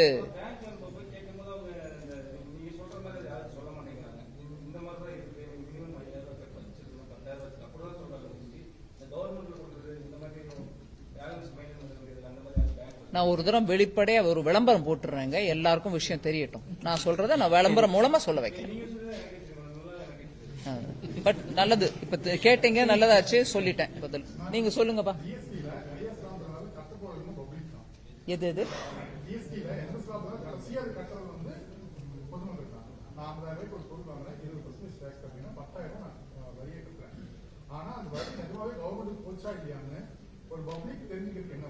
பில்லு வாங்கணும், அதுல அந்த சிஜிஎஸ்டி எஸ்ஜிஎஸ்டி அப்படின்னு போடணும். அதை தவிர சும்மா ஒரு நீங்க இவ்வளவு கிளியரா நல்லா கேக்குறீங்கன்றதுனால சொல்றேன், ஒரு போர்ட்டல் ஒன்னு கிரியேட் பண்ணிருக்காங்க. இந்த கம்பெனிய இந்த ரெஜிஸ்ட்ரேஷன் மார்க் இந்த கடைக்கு சரியானதான் செக் பண்ணிடலாம். இது ஃபேக் அலர்ட் பண்ற மாதிரி உடனே நீங்க அந்த கம்பெனியோட நான் வேணா உங்களுக்கு அந்த லிங்க் கொடுத்து அனுப்புறேன். அதை போட்டீங்கன்னா இந்த சரியான கம்பெனி தானா, இதோட சரியான ஜிஎஸ்டிஎன் நம்பர் தானா அதுல வந்துரும். நீங்க அதுக்கு மேல டைம் ஸ்பெண்ட் பண்ணவே வேண்டாம். ஜஸ்ட் அந்த கம்பெனியோட ஜிஎஸ்டிஎன் நம்பரை டைப் பண்ணி அந்த கம்பெனி பேர் போட்டீங்கன்னா அது மேட்ச் ஆகுதா இல்லையா, இல்ல ஃபேக் நம்பரா, இந்த வரி இவங்க கலெக்ட் பண்றாங்க ஆனா கவர்மெண்ட்டுக்கு போவாதா அப்படிங்கறது உங்களுக்கு வெளிப்படையா தெரிஞ்சிடும். அந்த லிங்க் உங்களுக்கு நான் அனுப்புறேன். இல்ல அவங்க பில்ல தட் தே ஆர் அப்லோடிங் இட்ன்றது கூட உங்களுக்கு தெரிய வரும். சரிங்களா? ஒருவேளை உங்களுக்கு டவுட் வந்துச்சு அதுக்கப்புறம் கூடனா நீங்க எனக்கு இந்த இன்ஃபர்மேஷனை கொடுத்து அனுப்பினா இம்மீடியட் ஆக்ஷன் எடுப்பாங்க. உங்க மேல இல்ல, அவங்க மேல.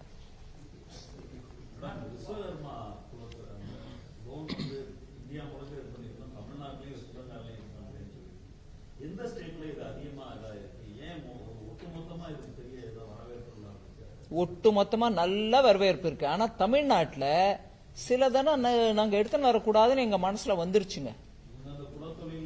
இது குலத்தொழில இல்ல, விஸ்வகர்மான்றதுக்கு வர்ணனை நாங்க முதல்ல கொடுத்துட்டோம். யாரா இருந்தாலும் அவங்க கையில ஒரு உளியோ சுத்தியோ ஒரு சின்ன ஒரு வெப்பனோ வச்சுட்டு அவங்க வேலை பண்றாங்கன்னா அவங்க விஸ்வகர்மா. இது ஜாதியோட கனெக்ஷனே இல்ல. அதனாலதான் 18 தொழில் அதுல லிஸ்ட் பண்றது. அதுல முடி திருத்துபவரும் இருக்காங்க, சிமெண்ட் பிரிக் வச்சு வேலை பண்ற மேஸ்திரியும் இருக்காரு, படகு தயார் பண்றவங்களும் இருக்காங்க. அது யாரா இருந்தாலும் சரி, அந்த வேலையை பண்ணிட்டு இருக்கவங்களுக்கு நம்ம ட்ரைனிங்கும் கொடுக்குறோம், 500 ரூபா பெர் டிஎம் கொடுக்குறோம். அதை தவிர 15,000 ரூபா கிட்டு கொடுக்குறோம் அவங்க தொழிலுக்கு. அதனால மத்திய அரசின் மூலமா நல்ல திட்டங்கள் வந்துருதே அப்படின்றதுக்கு ஒவ்வொன்னுத்துக்கும் தடை ஏற்படுத்தி அதுல இந்த திராவிட அரசியலோட லைன் இருக்கு பாருங்க. குலத்தொழிலுக்கு எகேன்ஸ்ட் நாங்க, ஜாதிக்கு எகேன்ஸ்ட் நாங்க, ஹிந்திக்கு எகேன்ஸ்ட் நாங்க. இங்க நடக்கிறதையெல்லாம் எடுத்து போட்டு பாருங்க நீங்களே. ஜாதிக்கு எகேன்ஸ்ட் நீங்க, சமத்துவம் நீங்க. ஸ்கூல்ல வெட்டி கொள்றாங்க பிள்ளைங்க, ரோட்ல காஸ்ட் வார் நடக்குது. நான் மணிப்பூரை பத்தி உங்களுக்கு பதில் கொடுக்கறேங்க. நாங்க பாஞ்சு ஓடுற ஆளுங்க இல்ல. நீங்க குதர்க்கமா நடுவுல நான் பதில் சொல்லும் போது கேள்வி கேட்காதீங்க. நான் கேட்கிற கேள்வி நியாயமானதா இருந்தா கேளுங்க, இல்லன்னா இல்லைங்க வேற விதம் சொல்லுங்க. நடுவுல கேட்கறதுனால நான் ஓடிட மாட்டேன். மணிப்பூருக்கும் பதில் கொடுக்கறேன். சோ இங்க ஜாதி கலவரம், குடி தண்ணி இல்ல மலத்தை கலந்த ஸ்டேட் இந்த ஸ்டேட்ல. இதுக்கு ஆக்ஷன் எடுத்திருக்காங்களா? சமத்துவம் பேசுறீங்களா? ஹிந்தி வேண்டாம் வேண்டாம் வேண்டாம் சொல்லி எங்களை மாதிரி ஆளுங்கள்லாம் இன்னைக்கும் ஹிந்தி பேசுறதுக்கு திணறோம். ஏன்னா இங்க போட்டு அடிச்சு அடியில ஆனாலும் பேசுறோம். நான் ஹிந்தி பேசிதான் ஆகணும்னு சொல்லல. இன்னைக்கும் எனக்கு என் தமிழ் பற்று இருக்கு. எனக்கு இன்னைக்கும் என்னோட புறநானூறோ திருக்குறளோ நான் இன்னைக்கும் படிக்கிறேன். அதனால ஊருக்கு உபதேசம் பண்ணிக்கிட்டு நல்ல திட்டங்கள் பாமர மக்களுக்கு ஏழைக்கு போகக்கூடிய திட்டம் வந்துச்சுன்னா, ஐயோ வந்துடுச்சுன்னா மத்திய அரசுக்கு நல்ல பேர் வந்துடும். நம்ம பண்ணக்கூடாது. இது ஜாதி, இது சமத்துவம், இது ஹிந்தி, இது இன்னொன்னு, இது ஆரியம் ஆதிக்கம் அப்படின்னு சொல்லிக்கிட்டு பொழப்ப ஓட்டுறதுதான் இங்க ஓட்டமா இருக்கு. ஆனா கேந்திரிய வித்யாலயா அட்மிஷனுக்கு ஒவ்வொரு எம்பியும் வந்து கேட்டாங்க என்கிட்ட. என் தொகுதி மக்கள் கேக்குறாங்க, கொஞ்சம் கொடுங்க. ஏங்க ஐயோ நீங்களா, நீங்க அந்த கட்சியை சேர்ந்தவர் இல்ல, ஹிந்தி ஸ்கூலு கேந்திரிய வித்யாலயா என்கிட்ட ஏன் கேக்குறீங்கன்னு கேட்டிருக்கேன். முகம் மீத கேட்டிருக்கேன். இல்லைங்க எங்க தொகுதி மக்கள் கேக்குறாங்க. அப்போ தொகுதி மக்களுக்கு மாத்திரம் கேவி குவாய்ட்டா நீ வாங்கிட்டு போயிடுவ. ஆனா வெளியில பிரச்சாரம் பண்றோம் கேவி கேந்திரிய வித்யாலயா ஹிந்தி திணிப்பு. என்ன ஹிப்போக்ரசி இது? என்ன ஹிப்போக்ரசி? இது முதல் முறையை நான் சொல்லல, நிறைய பேர் சொல்றாங்க இங்க தமிழ்நாட்டுல. பெரிய பெரிய ஆளுங்க அரசியல்ல பெருசா இருக்கிறவங்க அவங்க வீட்டு உறுப்பினர்கள் நடத்துற ஸ்கூல்ல ஹிந்தி கத்து கொடுக்கறாங்க. ஆனா மக்களை ஏமாத்துறதுக்கு மாத்திரம் ஹிந்தி ஒழிப்பு, ரயில்வேல போர்டை போட்டு தார போட்டு அடி, ஹிந்தியில இருக்கிறது மாத்திரம். இந்த ஹிப்போக்ரசி தாங்க தமிழ்நாட்டுல முன்னு நிக்குது. சொல்லுங்க என்னங்க மணிப்பூர்? நான் கேக்குறேன், நார்த் ஈஸ்ட்ல இப்ப இல்ல, 2018 அப்புறம் 14 அப்புறம் இல்ல, இதுக்கு முன்னாடி எத்தனை முறை கலவரம் நடந்திருக்கு. உதாரணத்துக்கு நாங்க சொல்றேன், மிசோராம்ல நடந்த ஒரு மேஜர் கலவரத்துல ஆர்மியை அனுப்பி நம்ம மக்களையே கொலை பண்ண வச்சது காங்கிரஸ் கட்சி. நீங்க மணிப்பூர் மணிப்பூர் மணிப்பூர்னு எத்தனை தரம் வேணா கேளுங்க, இதுக்கு பதில் காங்கிரஸ்காரங்க கிட்ட இருந்து கேட்டு வாங்குங்க. இதுக்கு முன்னாடி மணிப்பூர்ல நடந்த கலவரம் டைம்ல எத்தனை மத்திய அமைச்சர்கள் போயிருக்காங்க மணிப்பூர்? ஹோம் மினிஸ்டர் போய் 3 நாள் இருந்தாரு, அங்கேயே இருந்தார். இந்த குரூப் அந்த குரூப்னு இல்லாம எல்லா குரூப்பையும் போய் பார்த்துட்டு வந்தார். மணிப்பூர், நான் உங்களை கேட்கிறேன், மணிப்பூர் நீங்க போய் யாரை கேட்கணுமோ கேளுங்க. நீங்க பத்திரிகையாளர், அவங்க சொல்றதை எங்களை கேட்பீங்க, எங்களை நாங்க சொல்றதை அவங்களையும் கேட்பாங்க நான் நம்புறேன். போய் தயவு பண்ணி அவளுங்க கேளுங்க. ஏங்க மிசோராம்ல நம்ம மக்களையே போய் அடிக்கிறதுக்கு ஆர்மி அனுப்பினீங்களா? அது எந்த விதத்துல ஜனநாயகம்? இருங்க, நீங்க உடனே தடுக்கல பாஞ்சா பாய்க்கு பாய்க்கிற கதை என்கிட்ட விடாதீங்க. தயவு பண்ணி இருங்க, ஒரு நிமிஷம் முழுமையா கேட்டுட்டு அப்புறம் பேசுங்க. ஹோம் மினிஸ்டர் போய் 3 நாள் இருந்தாருன்னு நான் சொல்றேன், பவர்ல இருக்கிறவங்க தான். ஆனா இந்த கேள்வி குதர்க்கமா கேட்கறவங்க, உங்களை சொல்ல நான் கேட்கறவங்க, அவங்களை நீங்களும் திருப்பி கேட்கணும். அதான் அது ஒன்னேதான். பிரைம் மினிஸ்டர் பதில் கொடுக்கலன்னு வாங்க.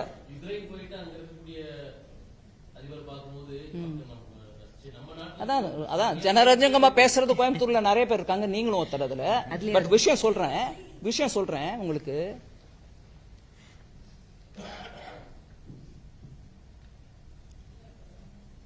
நீங்க எதுவும் சொன்னீங்க, அதுல எனக்கு டைவர்ட் ஆயிடுச்சு. ஒரு நிமிஷம். இல்ல பிஎம் நான் சொல்றேன் உங்களுக்கு. அது பிஎம் பார்லிமெண்ட்ல பதில் கொடுக்கணும், சர்ச்சை வேணும். பிஎம்ஏ வந்து பதில் சொல்லு, ஏன் பயந்து ஓடுகிறாய் எல்லாம் போடுறீங்கல்ல. அவர் வந்து பதில் சொல்றதுக்கு வந்து நின்ன போது எப்படி இருந்துச்சுங்க ஹவுஸ்? Walk out. அதுக்கப்புறம் கத்தின கத்தல் என்ன பதில் கொடுக்கிறாருல்ல, கேட்டுக்கங்க. ஒப்புதல் உடையதோ இல்லையோ, பதில் கொடுக்கிற பதில காதால வாங்குங்க. இல்ல, அவர் பதில் சொல்லி உண்மை வெளியில வந்துட போறதேன்னு அவரை பதில் சொல்ல விடாம தடுக்கிறதுக்கு என்ன மாதிரி கத்தினாங்கன்னா அன்பிலீவபிள் கத்தல். அதுல கட்சி எல்லாத்தையும் ஒரு டிசிப்ளினோட உட்கார வச்சுட்டு, சரி உங்களுக்கு ப்ரொடெஸ்ட் பண்ணணும்னா பண்ணுங்க இல்லாம, எந்த மணிப்பூர்ல இருந்து 2 எம்பிஸ் வந்திருக்காங்களோ அவங்களோட எதிரில அந்த மணிப்பூர் எம்பிஸ கைய காமிச்சு போய் get in to the well and protest அப்படின்னாரு. ஒரு மிகப்பெரிய தலைவர், நான் பேர் எடுக்கல. மணிப்பூருக்கு நியாயம் தேடணும்னா நீங்க மணிப்பூர்காரரே நிக்க வச்சு ப்ரொடெஸ்ட் பண்றதுக்கு நீங்க அப்படி உட்கார்ந்துட்டு பாத்துட்டு இருப்பியா, கண்ணடிப்பியா? என்னது ஜனநாயகம்? ஜனநாயகம், இன்ஸ்டிடியூஷன், மைனாரிட்டி பீப்புள், இவங்களை பத்தி பேசுறவங்க கொஞ்சம் யோசிச்சு பேசணும். இது எப்பேற்பட்ட கட்சி? காங்கிரஸ் கட்சி. நீங்க காங்கிரஸ் பத்தி பேசுறீங்களோ இல்லீங்களோ, வேற யாரை பத்தி பேசுறீங்களோ எனக்கு தெரியாது, நான் சொல்றேன் உங்களுக்கு. பஞ்சாப்ல நடந்த கலவரத்துக்கு மன்னிப்பு கேட்க வச்சது யார? அந்த குடும்பத்தை சேர்ந்தவங்க யாரும் இல்ல, மன்மோகன் சிங்கை வச்சு கேட்க சொன்னாங்க மன்னிப்பு. எந்த மக்களை நீங்க யார அடிச்சீங்களோ, அந்த மக்கள் உங்க மேல கோபமா இருக்காங்களோ, அந்த மக்களிடம் மன்னிப்பு கேட்பது அந்த சிக் சமூகத்தை சேர்ந்தவரை வச்சே கேட்க வச்சாங்க. நான் இன்னைக்கு நேத்துக்கு பார்லிமெண்ட்ல பாக்குறேன், மணிப்பூருக்கு நியாயம் கேட்கறவங்க மணிப்பூர் எம்பிஸ கீழே வெள்ளில இறங்குனாரு. கொஞ்சம் நியாயம் இருக்கணும், ஈவு இறக்கணும், மனசுல இருக்கணும். மத்திய கல்விக் கொள்கை ஏற்காதனால தமிழகத்துக்கு வழங்கப்படக்கூடிய பள்ளிக்கல்வித்துறைக்கான 573 கோடி வந்து நிறுத்தி வச்சிருக்காங்க. அதுக்கு தர்மேந்திர பிரதான் நல்ல பதில் கொடுத்திருக்காரு விவரமா.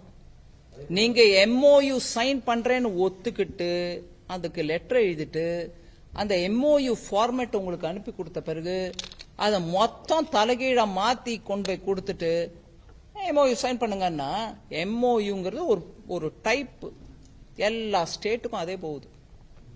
நீங்களும் அதே மாதிரி MOU கொடுத்து கையெழுத்து போட்டுக்கங்க. இல்ல அதை மாத்திட்டு நாங்க எங்க இஷ்டத்துக்கு நடத்துவோம், ஆனாலும் மத்திய அரசே பணத்தை கொடு. சென்னை 2வது மெட்ரோ ரயில் திட்டங்களுக்கு வந்து நிதி வாங்குறது அது கொஞ்சம் நான் விவரமா சொல்லணும், நீங்க பொறுமையா கேட்பீங்கன்னா சொல்றேன். மெட்ரோ ரயில் 1 இது 2வது face.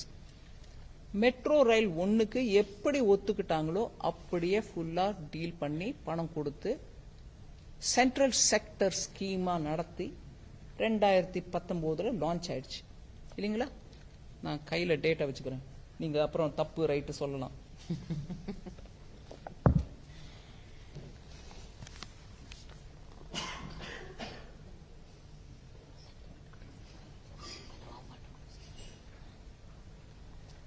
So first phase Chennai metro 54 kilometre length, 2 line. இது 2015 ஆரம்பிச்சு கம்ப்ளீட்லி சென்ட்ரல் கவர்மெண்டோட ப்ராஜெக்டா, சென்ட்ரல் செக்டர் ஸ்கீமா 19 லான்ச் ஆயிடுச்சு. அதுல இன்னைக்கு தேதி வரைக்கும் 4 லட்சம் பேர் ஒவ்வொரு நாளும் டிராவல் பண்றாங்க.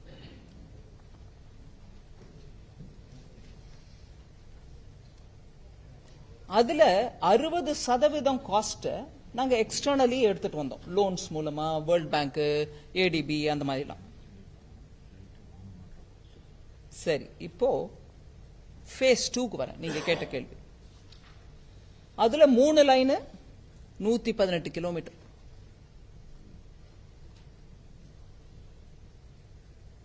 ஃபர்ஸ்ட் ஃபேஸ் இது சென்ட்ரல் செக்டர் ஸ்கீம், அதாவது சென்ட்ரல் கவர்மெண்டோட ஸ்கீம். ஃபேஸ் 2 2018 ஸ்டேட் கவர்மெண்டோட proposal that it will be a state sector scheme. State government proposal 2018 state sector ஸ்கீமா நடத்துறோம். சென்டர்ல இருந்து எக்விட்டி பார்ட்டிசிபேஷன் எதுவும் தேவையில்லை அப்படின்னு சொல்லிட்டு வந்த ஸ்கீம். அதோட அர்த்தம் என்னன்னாங்க, சென்ட்ரல் கவர்மெண்ட் ஈக்விட்டிக்கு 1 பைசாவும் கொடுக்காது, 10% ப்ராஜெக்ட் காஸ்ட் மாத்த நாங்க கொடுப்போம்.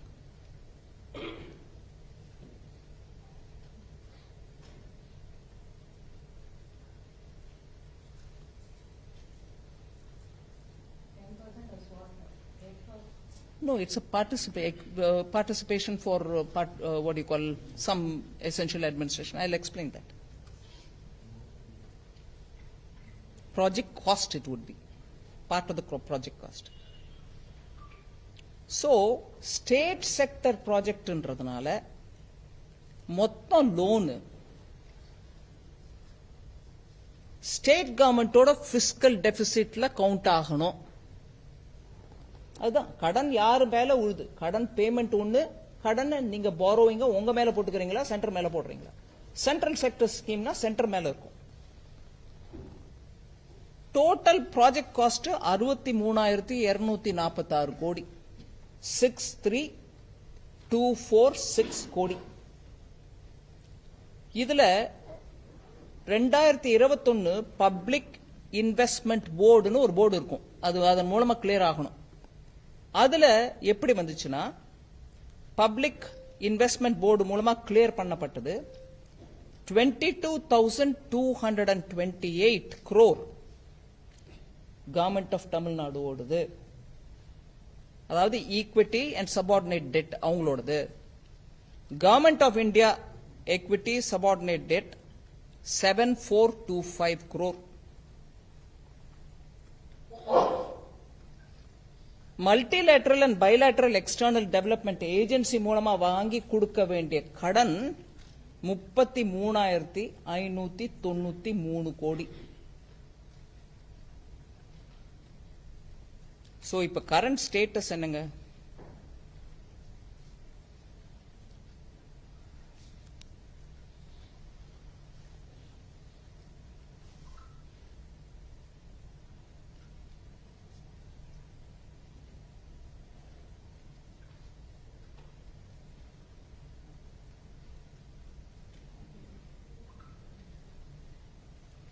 ரெண்டாயிரத்தி 22க்குள்ள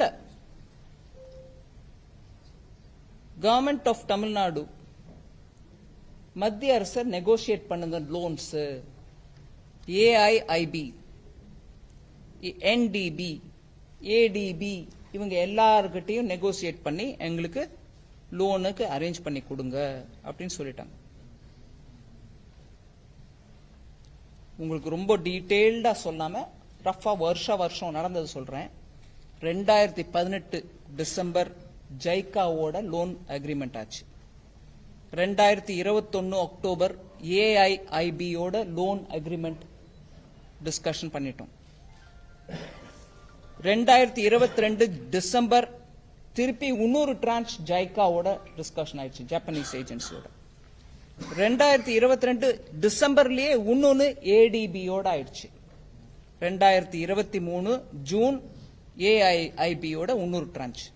மொத்தம் 21,560 கோடிக்கு நாங்க நெகோசியேட் பண்ணி லோன் வரவழைச்சிட்டோம்.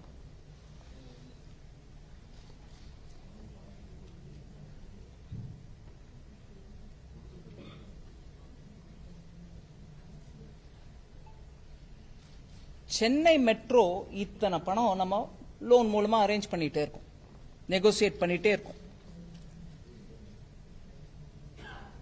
21,560 கோடி ஏற்பாடு ஆயிடுச்சுங்க. 18, 21, 22, 22லயே 11, 23 இப்படி வெளிநாட்டில் இருக்கக்கூடிய ஆர்கனைசேஷன்ஸ் மூலமா வரவழைச்சு கொடுக்கிறோம் லோன். இந்த 21,560 கோடியில யூட்டிலைசேஷன், அதாவது இப்ப வரைக்கும் எவ்வளவு உபயோகிச்சிருக்காங்கன்றதுக்கு கணக்கு சொல்றேன். 5,880 கோடி, அதாவது 27% தான் இப்ப வரைக்கும் யூட்டிலைஸே பண்றாங்க. பணம் இருக்குது, வந்துருச்சு, நீங்க அதை வச்சு நடத்தலாம். ஆனா இவ்வளவுதான் யூட்டிலைஸே பண்றாங்க. சோ லோன் அக்ரிமெண்ட் சைன் ஆயிடுச்சு, 21,560 கோடி வந்துருச்சு. ஆனா நாங்க இப்ப வரைக்கும் 5,880 கோடி தான் உபயோகிச்சிருக்கோம். இதுல நான் உங்களுக்கு முன்னாடியே சொன்ன ஒண்ணு, ஸ்டேட் செக்டர் ப்ராஜெக்டா இருந்துச்சுன்னா எஃப்ஆர்பிஎம்ல நீங்க கடன் வாங்கும்போது அது ஸ்டேட் சட்டங்க, சென்ட்ரல் சட்டம் இல்ல. மோடி போட்டார் எங்க மேல கண்ட்ரோல் இல்ல. ஸ்டேட் கவர்மெண்ட் ஸ்டேட்ல அசம்பிளியில பாஸ் பண்ணப்பட்ட எஃப்ஆர்பிஎம் ரூல் பிரகாரம்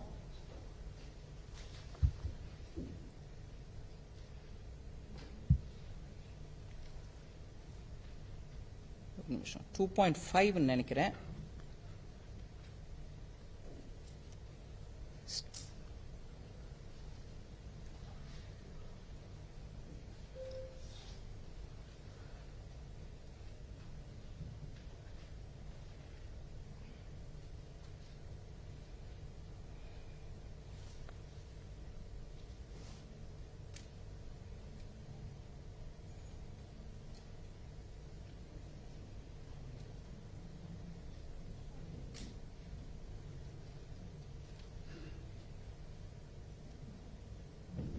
சாரி, ஒரே ஒரு நிமிஷம் எடுத்துக்கிறேன். ஸ்டேட்டோட எஃப்ஆர்பிஎம் ரூல் பிரகாரங்க நீங்க up to 2.5% of your GSDP நீங்க பாரோ பண்ணலாம். அத கோவிட் போது நாம ரேஸ் கூட பண்ணோம். I think it is up to 3% நீங்க ஜிஎஸ்டிபியில பாரோ பண்ணலாம். இப்போ 27% தான் நீங்க யூட்டிலைஸ் பண்ணிருக்கீங்க. இது ஸ்டேட் செக்டர் ப்ராஜெக்ட்ன்றதுனால வர கடன் உங்க எஃப்ஆர்பிஎம் லிமிட்டுக்குள்ள இருக்கணும். இருந்துச்சுன்னா உங்களுக்கு பேர்டன். அதே இது சென்ட்ரல் செக்டர் ஸ்கீமா இருந்தா சென்ட்ரல் கவர்மெண்ட் அந்த பேர்டனை எடுத்துக்கும். நாங்க ஆல்ரெடி சொல்லியிருக்கோம், நாங்க இந்த due course whenever you think it's fit we'll take it up. நாங்க எடுத்துக்கிறோம் சென்ட்ரல் செக்டர். ஆனா வரவழைச்ச பணத்தை இப்ப வரைக்கும் யூஸே பண்ணாம சென்ட்ரல் கவர்மெண்டே நீங்க சென்னை மெட்ரோக்கு பணம் கொடுக்கலன்னா அந்த முயற்சி பண்ணி லோன் வர வச்சு கொடுக்கறதெல்லாம் யாரு? பின்ன 2018 சொன்னது யாரு? ஸ்டேட் செக்டர் ஸ்கீம்ல இருக்கட்டும்னு. Later on சப்சிக்வென்ட்லி as time comes நாங்க வேணும்னா எடுத்துக்கிறோம் சொன்னது நாங்க சொல்றோம், டெஃபினட்டா சொல்றோம். சோ இப்படியாக இதுல இத்தனை விதமான நுணுக்கங்கள் இருக்கும்போது குத்து மதிப்பா சென்ட்ரல் கவர்மெண்ட் எங்களுக்கு சென்னை மெட்ரோக்கு பணம் கொடுக்கல அப்படின்னா எப்படிங்க? இத்தனை நெகோசியேட் பண்ணி வரவழைச்ச பணத்தை நீங்க 5000 கோடி கூட ஃபுல்லா யூஸ் பண்ணாம 6000 கோடி கூட ஃபுல்லா யூஸ் பண்ணாம 5880 நீங்க யூஸ் பண்ணிட்டு மீதி 21,000 இருக்கிற பணத்தை நீங்க யூஸ் பண்ணலாமே இல்ல. ஏன்னா எங்க மேல கடன் ஜாஸ்தி ஆயிடும், எங்களுக்கு வேணாம், நீங்க அந்த கடன் சுமந்துக்கங்க, நீங்க கொடுங்க. சரி, முதல்ல இருந்து சொல்லிருக்கலாமே. 2018 it was you who chose to go through the state sector scheme. So எல்லாத்துலயுமே முழு விஷயத்தை சொல்லாம மோடி அரசுக்கு எகென்ஸ்டா உபயோகமா இருக்கக்கூடிய ஆர்குமெண்ட்ல அரை பொய், அரை நிஜம், அரை விஷயம் எல்லாத்தையும் போட்டு வச்சுட்டு நிறைய உற்சாகமா கேள்வி கேட்கறவங்க நிறைய பேர் கேட்கறாங்க. நான் பதில் கொடுக்கறதுக்கு தயாரா இருக்கேன். ஆனா ஃபுல் ட்ரூத்த போடுங்க, முழுமையான விஷயத்தை வெளிப்படுத்துங்க. அதுல உங்களுக்கு உகந்தது இல்லாதது நான் போட மாட்டேன் அப்படின்னு பண்றதுனால யாரோ ஒருத்தர் வந்து பேசதான் போறோம். இதுல ஒளிஞ்சு தெரியறதுக்கு ஒண்ணுமே இல்லதா? நான் டேட்டாவோட கொடுக்குறேன் உங்களுக்கு. ஒத்துக்கிட்டீங்களா இல்லையா 2018 that it will be a state sector scheme and later on நீங்க ரிக்வெஸ்ட் பண்ணி நாங்க சரி all right let's see as the time goes we'll take it over. So don't blame us. Action எடுக்கல அப்படின்ற அளவுக்கு பேசாதீங்க. இத்தனை நெகோசியேஷன் ஆயிருக்கு, இவ்வளவு 21 கோடி நாங்க மல்டிலேட்டரல் லோன்ஸ் அரேஞ்ச் பண்ணிட்டு தான் இருக்கோம் ஃபார் சென்னை மெட்ரோ, வேற யாருக்கும் இல்ல.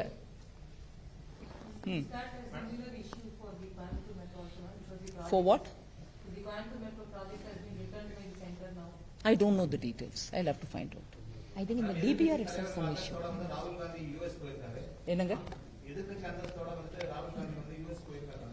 அங்க அவருடைய பேச்செல்லாம் எப்படி பாக்குறீங்க மேடம்? அது இந்தியாவுக்கு மாதிரி கருத்தா சொல்லி டெஃபினட்டா நீங்க பிரதமரை கிரிட்டிசைஸ் பண்ணுங்க, பிஜேபியை கிரிட்டிசைஸ் பண்ணுங்க, இந்த கவர்மெண்ட்டை கிரிட்டிசைஸ் பண்ணுங்க, எத்தனையோ விஷயம் எடுத்து சொல்லுங்க. நாங்க அதுக்கு பதில் சொல்ல கடமைப்பட்டிருக்கோம், பதில் சொல்லுவோம். ஆனா வெளிநாட்டுல போய் பேச்சு சுதந்திரம் எனக்கு தான் இருக்குன்றதுனால இத்தனை விமர்சிக்கிறது, அதோட இல்லாம பாரத நாட்டுக்கு விரோதமா செயல்படுற ஒவ்வொரு ஆளையும் பார்த்து பேசியிருக்காரு. இது நான் சும்மா கற்பனையில சொல்ல, போட்டோ வந்துட்டே இருக்கு.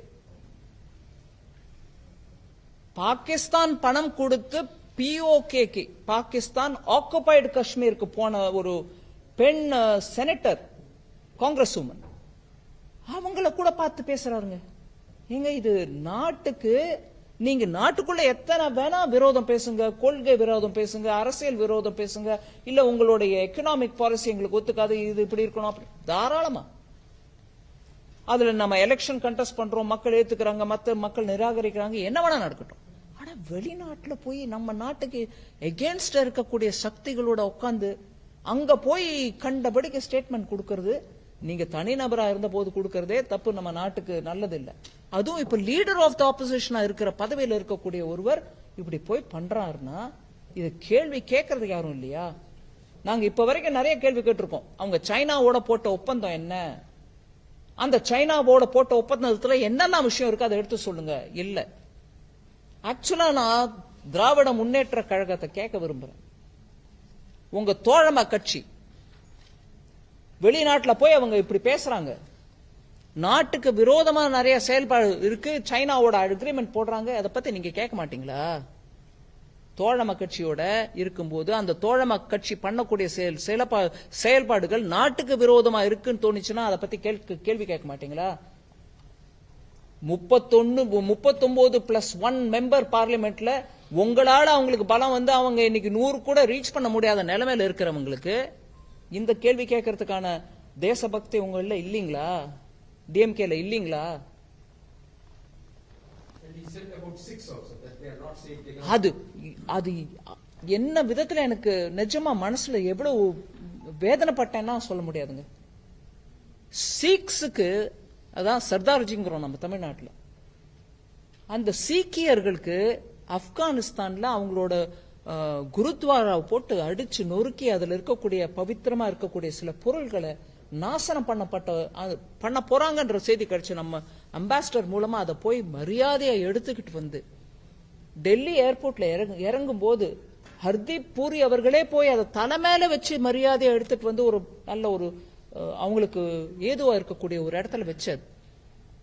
அதே மாதிரி 1984 இந்திரா காந்தி அம்மா இறந்த பிறகு நடந்த கலவரத்துல எத்தனை சீக்கியர்கள் கொல்லப்பட்டாங்க. அதுல முன்னிலையில நின்று அதெல்லாம் பண்ணுங்கடா, கொலை பண்ணுங்க அப்படின்னு ஆர்டர் கொடுத்த காங்கிரஸ் லீடர்ஸ்க்கு மேல இன்னைக்கு தேதி வரைக்கும், இன்னைக்கு தேதினா ஒரு 5 வருஷத்துக்கு முன்னாடி வரைக்கும் ஆக்ஷனே எடுக்காம இருந்தாங்க.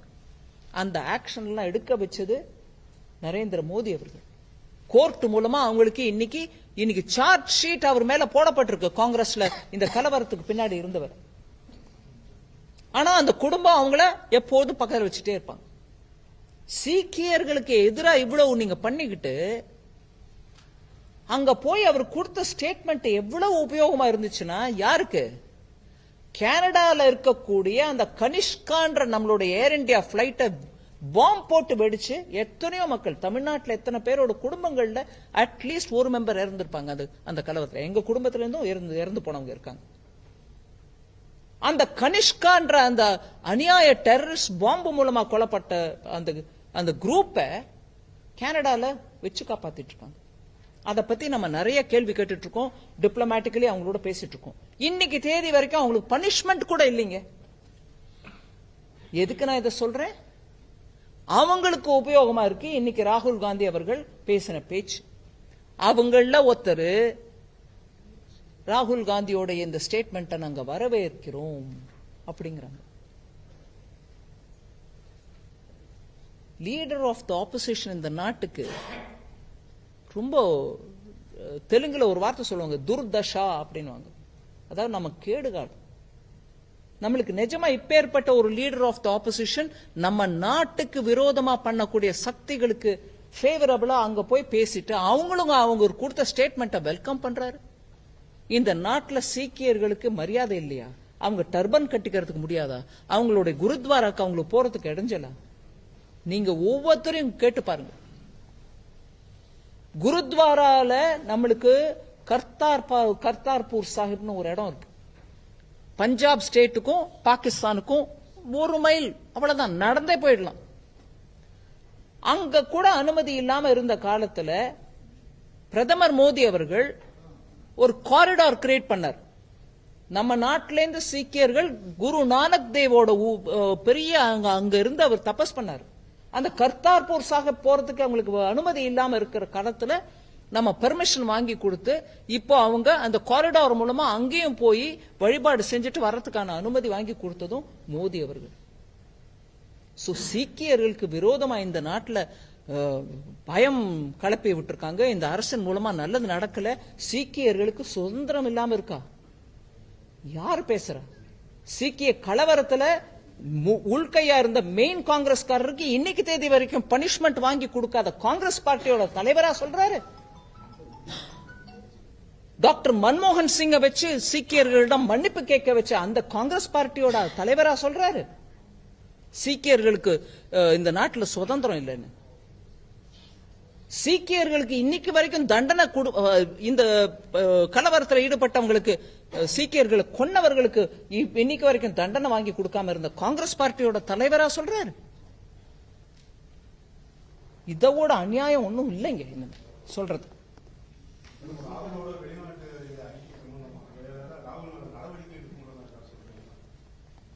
முதல்ல அந்த கட்சியை ஒத்துக்குதான் கேட்கணும்.